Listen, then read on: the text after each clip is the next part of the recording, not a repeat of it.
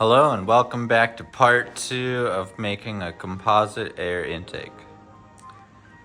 After much searching and looking over, this massive AFE air filter is the one I chose. It has additional filtering on the top, so you have as much surface area as possible. This is a massive filter. Originally, my idea was to have a filter flange right onto this face. I don't think that's gonna happen. I think the filter will have to sit back into the intake a little bit. But the filter does fit a good way into the front portion. Obviously, I'll trim the flange down a little bit, just so the filter isn't getting torn up. For holding the two sections together, I bought these spring clamps. I hope they'll work. The spring on the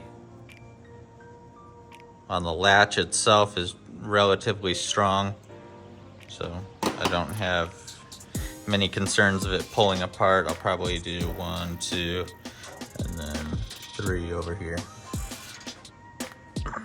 The only other big issue I have to figure out is, for whatever reason, I didn't think that this needed to be in line with the restrictor. So right now it's kind of hard to find a coupler that fits this, especially since the intake is like 4 1/4 and the restrictor for the turbo is 4-inch. But it's something we'll have to work through. We'll also be designing mounts here, and I think here, just to hold the intake firmly in the car. Okay, really? Jimmy on a beat, boy.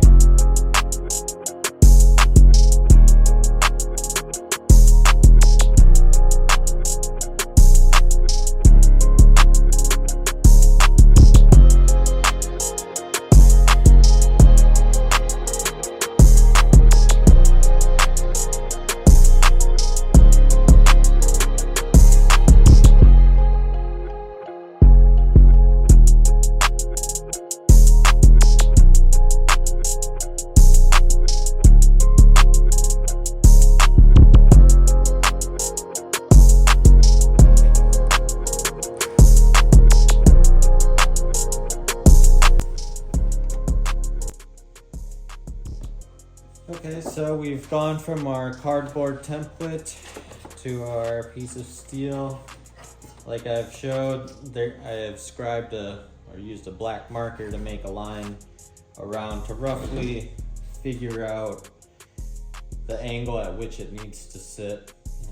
Here is that piece of banding I made, again off of the template that I drew around the filter. So the filter will sit in like so. I'm gonna have to mark and trim a bit more of this lip off. But as you can see, there's plenty of room coming around the filter.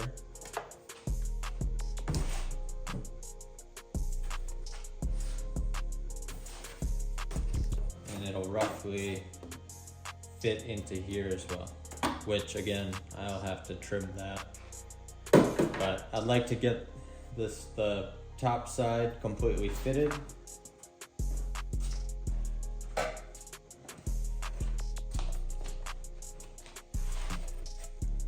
So again, you can see the black line where roughly this piece should fit.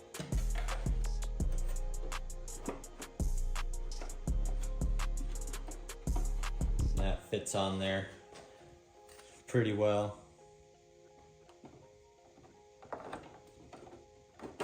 And that will be the filter.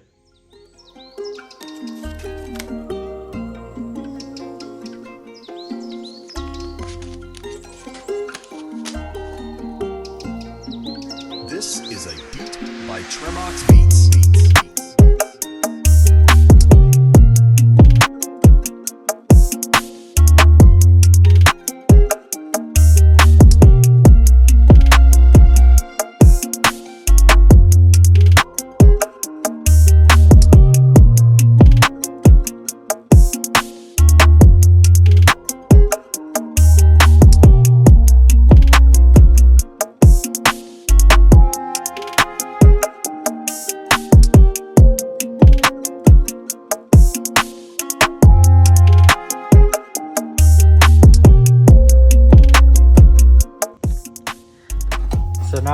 have basically our mold, ground down the weld.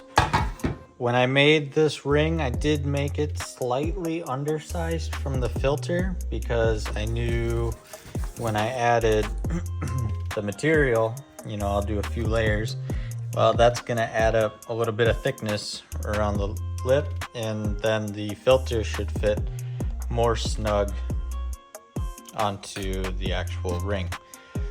So I'm gonna cover this in tape, and then I will mold release it, and then I'll actually take my glass tabletop that I have and I will just seal it to that.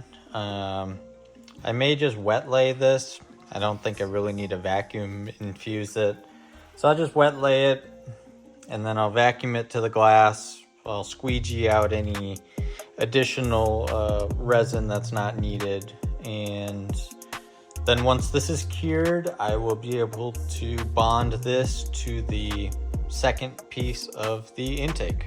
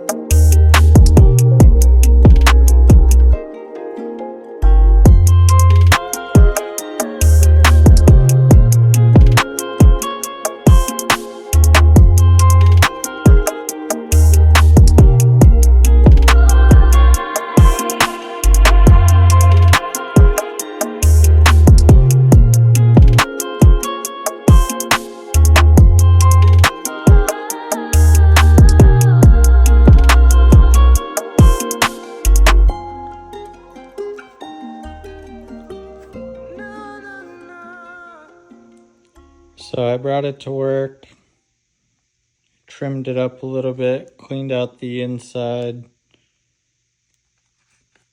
I think the resin had maybe been a little bit old, or it got heat cycled or something.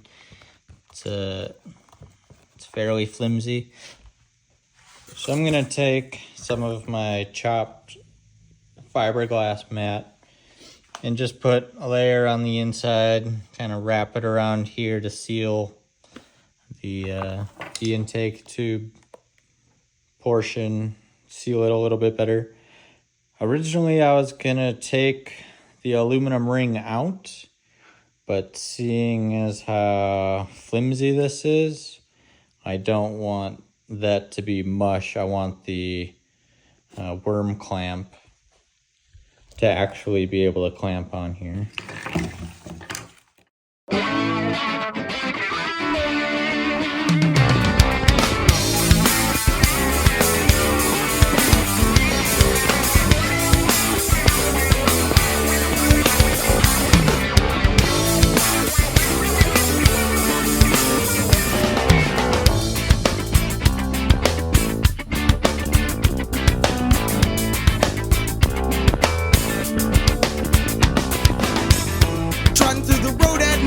Street lamps glowing. I don't want to start a fight, but I feel one brewing. Why can't we get it together? Why can't we overstay it? All this fighting on the land. So it's hard to even tell, but we have our first 2 layers of fiberglass. There's a smaller 2-inch strip and then a wider 4-inch strip. Just to really give it as much coverage as possible. I taped the edges just to keep them tight to the outer part of the intake. That way I don't have a bunch of stuff hanging inside the tube. So I'm gonna let this cure.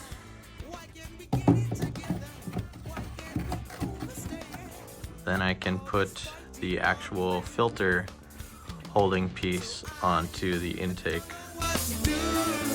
No, I don't know what to say to the youth every day. I don't know what to do. No, I don't know what to say to you every day.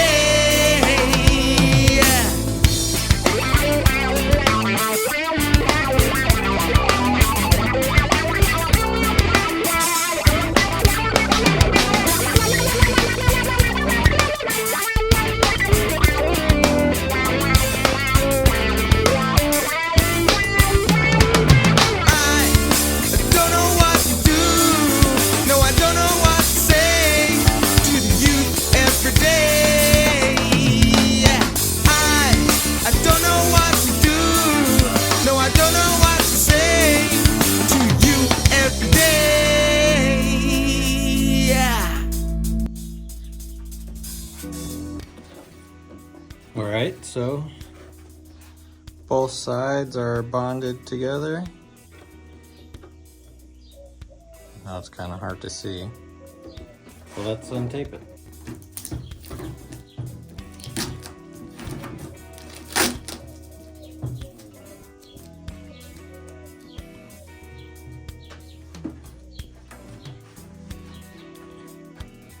And just like I wanted it to, the seam lines up really well.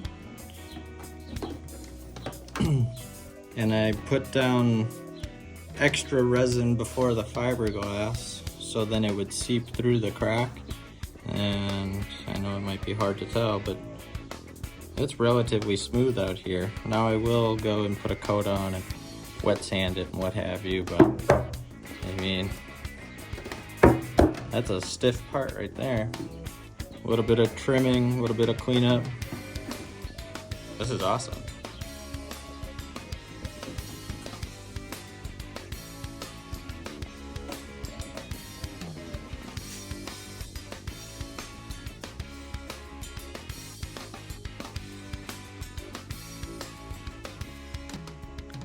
Okay, we are back. We left off with getting all of these attached by wet laying fiberglass in and around to get all of the halves connected. I can finish these a little bit better. So they're all trimmed. I got the air filter roughly fitted. I was trying to figure out ways to keep this whole assembly kind of centered once it's attached. I do have latches that'll go on the corners, but I was thinking riveting this piece on top of the part of the air box that should stay stationary, and then that gives me kind of a locator for the front half to then pull together with the latches. I also have door seal that I bought from Amazon.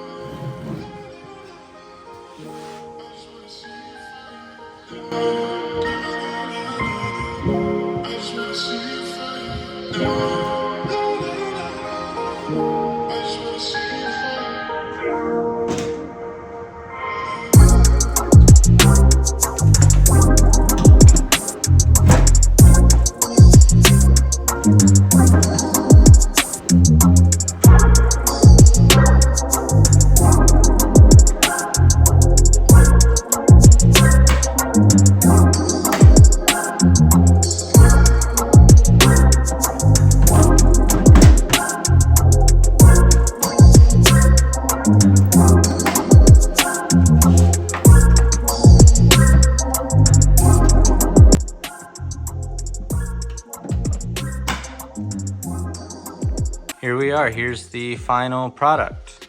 We use some epoxy putty. Epoxied in the inside. I'll clean that up.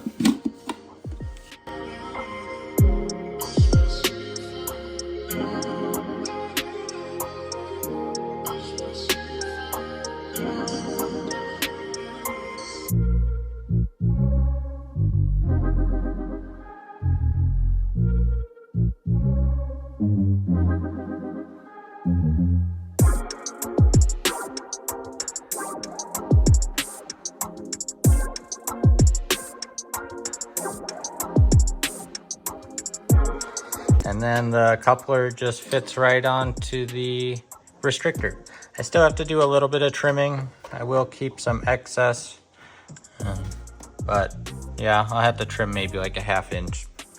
And then I will put a small bracket somehow, somewhere. It's pretty secure as is, but you don't want it to move. I hope you enjoyed part 2. Part 1 did pretty well. If you liked the video, please like and subscribe. I've got plenty of more projects going on. Canards, I've got a rear diffuser going on. Lots of arts and crafts, as what my wife says. I've got fog light delete plates. So, I've got a lot of projects going on. Make sure to continue following. Thanks.